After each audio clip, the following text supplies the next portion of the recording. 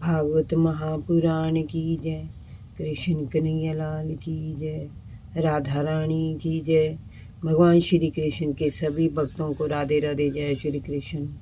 आज मैं आपको सुनाऊंगी भागवत महापुराण में एकादश स्कंद में 7वां अध्याय, उद्धव जी को उपदेश और ब्रह्मवेता दत्तात्रेय जी का उपाख्यान। भगवान श्री कृष्ण ने कहा, उद्धव जी, तुम्हारा सोचना ठीक ही है। पृथ्वी पर मुझे जो कुछ करना था वह मैं कर चुका। आज वे 7वें दिन ये द्वारकापुरी समुद्र में डूब जाएगी। मैं जिस क्षण इस मृत्यु लोक का परित्याग कर दूंगा उसी क्षण इसके सारे मंगल नष्ट हो जाएंगे और कुछ दिनों बाद पृथ्वी पर कलयुग का बोलबाला हो जाएगा। उस समय कलयुग में अधिकांश लोगों की रुचि अधर्म में होगी। अब तुम अपने आत्मीय यजन और बंधु बांधवों का साथ छोड़ दो और अनन्य प्रेम से मुझ में अपना मन लगाकर समदृष्टि से पृथ्वी पर स्वच्छ छंद विहार करो। समय से पूर्व जीवन का अंत भी नहीं होता। इस जगत में जो मन में सोचा जाता है, वाणी से कहा जाता है, नेत्रों से देखा जाता है, कानों से सुना जाता है, वह सब नष्ट हो जाने वाला है। ये सारा जगत स्वप्न में देखा जाने वाला मन का विलास मात्र है। उद्धव, तुम पहले अपनी समस्त इंद्रियों को वश में कर लो, चित्त की समस्त वृत्तियों को रोक लो और ये अनुभव करो कि ये सारा जगत आत्मा में स्थित है और आत्मा मुझ में स्थित है। जो समस्त विषयों को मेरा स्वरूप आत्म स्वरूप देखता है उसे फिर जीवन मृत्यु के चक्कर में नहीं पड़ना पड़ता। उद्धव जी ने कहा, भगवान, आप योगेश्वर हैं।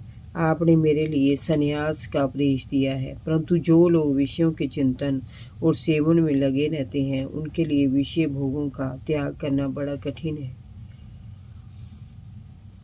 उनमें जो लोग आपसे विमुख हैं उनके लिए तो इस प्रकार का त्याग सर्वथा असंभव ही है। प्रभु, मैं भी ऐसा ही हूँ। मेरी मत मूढ़ हो गई है। मैं अपने परिवार में ही डूबा हुआ हूँ कि ये मेरा है, ये मैं हूँ और इस प्रकार माया के चक्कर में फंसा हुआ हूँ। अंत आपने जिस संन्यास का उपदेश दिया है उसका तत्व मुझे इस प्रकार समझाइए कि मैं सुगमता से उसे ग्रहण कर सकूं। हे प्रभु, आप भूत, वर्तमान और भविष्य इन तीनों लोकों में एक रस सत्य हैं। आप समवे प्रकाश हैं। आत्म तत्व का उपदेश मुझे दूसरा और कौन दे सकता है? इसीलिए मुझे आप ही उपदेश दीजिए।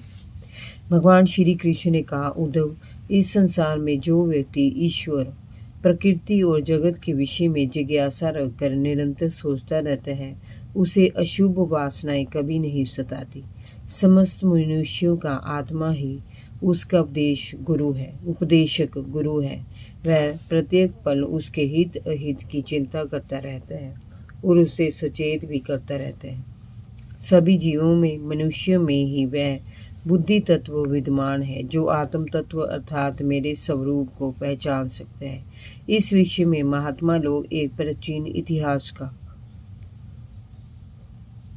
वर्णन किया करते हैं। वह इतिहास परम तेजस्वी अवधूत दत्तात्रेय और राजा यदु के संवाद रूप में है। एक महाराजा यदु ने दत्तात्रेय जी से पूछा था, विप्रवर, आप कोई कर्म तो करते नहीं, फिर आपको ये अत्यंत निपुण बुद्धि कहाँ से प्राप्त हो गई? इसका श्रेय लेकर आप परम विद्वान होने पर भी बालक के समान संसार में विचरते रहते हैं। आपके वचन अमृतमय हैं, फिर भी आप जड़, उन्मत्त और पिशाच के समान रहते हैं, ना कुछ करते और ना कुछ चाहते हैं। आप पुत्र, स्त्री, धन आदि और संसार के स्पर्श से मुक्त हैं। आप हमें कृपया बताइए कि आपको अपने आत्मा में से अनिवर्चनीय आनंद का अनुभव कैसे होता है? ब्रह्म वेता दत्तात्रेय जी ने कहा, राजन, मैंने अपनी बुद्धि से बहुत से गुरुओं का आश्रय लिया है। उनसे शिक्षा ग्रहण करके मैं इस जगत में मुक्त भाव से विचरण करता हूँ। मेरे उन गुरुओं के नाम पृथ्वी, वायु, आकाश, जल, अग्नि, चंद्रमा, सूर्य, कबूतर, अजगर, समुद्र, पतंग, भौरा, मधुमक्खी, हाथी, शहद निकालने वाला, हरिण, मछली, पिंगला, वेश्य, टटीरी पक्षी, बालक, कुंवारी कन्या, बाण बनाने वाला सर्प, मकड़ी और भृंगी कीट है। राजन, मैंने इन 24 गुरुओं का आश्रय लिया है और इनके आचरण से अपने लिए शिक्षा ग्रहण की है। मैंने पृथ्वी से धैर्य, क्षमा और दृढ़ता की शिक्षा ली है। धीर पुरुष को अपना धैर्य, दृढ़ता और क्षमा करने के भाव को कभी नहीं छोड़ना चाहिए। पृथ्वी के वृक्ष सदैव दूसरों के लिए ही अपना जीवन जीते हैं। उनसे परोपकार की भावना को ग्रहण करना चाहिए। शरीर में रहने वाली वायु ही प्राण वायु है। जितने से प्राण वायु संतुष्ट हो जाए उतना ही भोजन ग्रहण करना चाहिए। वायु जिस प्रकार जीवन का आधार है, वैसे ही समय को दूसरों के सुख के लिए समर्पित करना चाहिए। उतने ही विषयों को ग्रहण करे जितने से बुद्धि विकृत ना हो जाए। शरीर के बाहर की वायु अनेक स्थानों पर भ्रमण करती है और फिर भी उनमें अशक्त नहीं होती।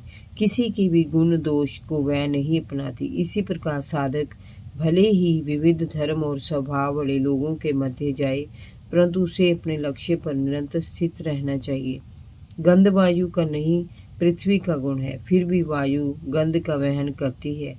ऐसा करने पर भी वह अपनी शुद्धता को नहीं छोड़ती। साधक का संबंध जब तक इस शरीर से रहता है तब तक उसे इसके रोगों को वहन करना पड़ता है, परंतु जो समय को शरीर नहीं आत्मा मानता है वह शरीर के गुण दोष से तटस्थ रहता है।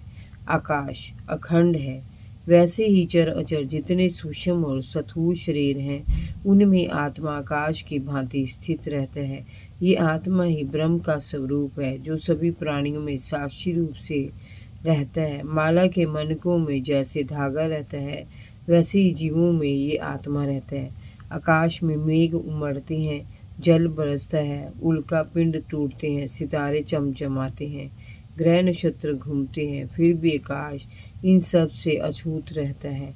इसी प्रकार साधक को संसार की सभी भौतिक अभौतिक वस्तुओं से अछूता रहना चाहिए। जल स्वभाव से स्वच्छ, चिकना, मधुर, पवित्र और निर्मल होता है।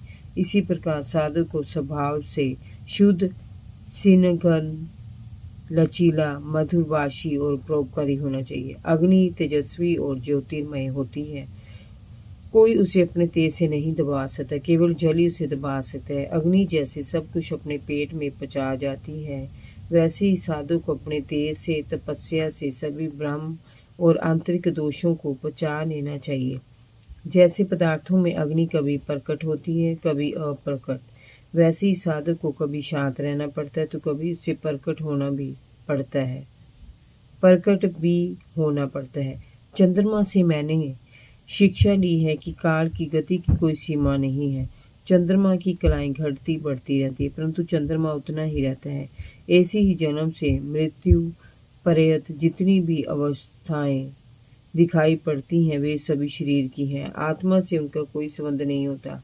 काल के प्रवाह में शरीर मृत और जीवित होते रहते हैं, पर काल बराबर बना रहता है। ऐसी शरीर की विविध घटती बढ़ती अवस्थाओं में आत्मा सदैव बना रहता है, परंतु अज्ञानवश हम उसे देख नहीं पाते।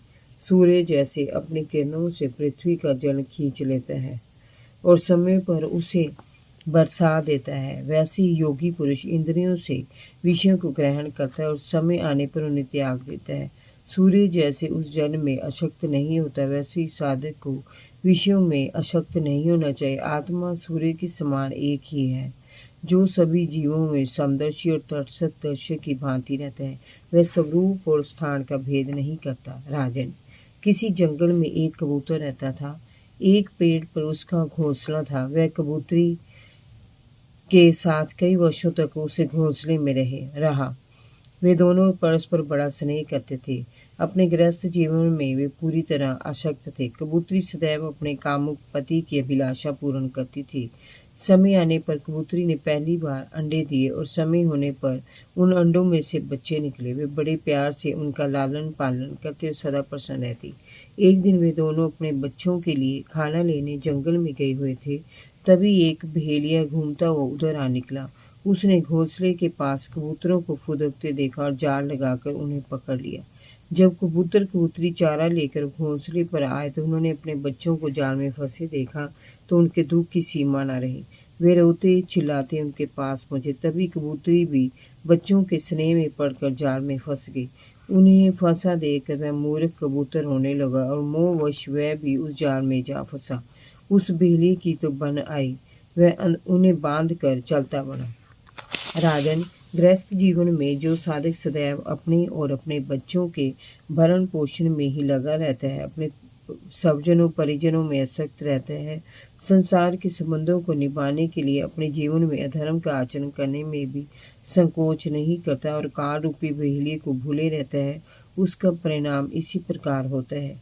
जबकि ये मनुष्य शरीर मुक्ति का खुला द्वार है, इसे पाने के लिए देवता भी तरसते हैं, तब भी इसे पाकर भी जो भगवान की प्राप्ति के लिए प्रयत्नशील नहीं होता, वह मनुष्य मूर्ख ही है। अंत संसारिक मोह में पड़कर परमात्मा को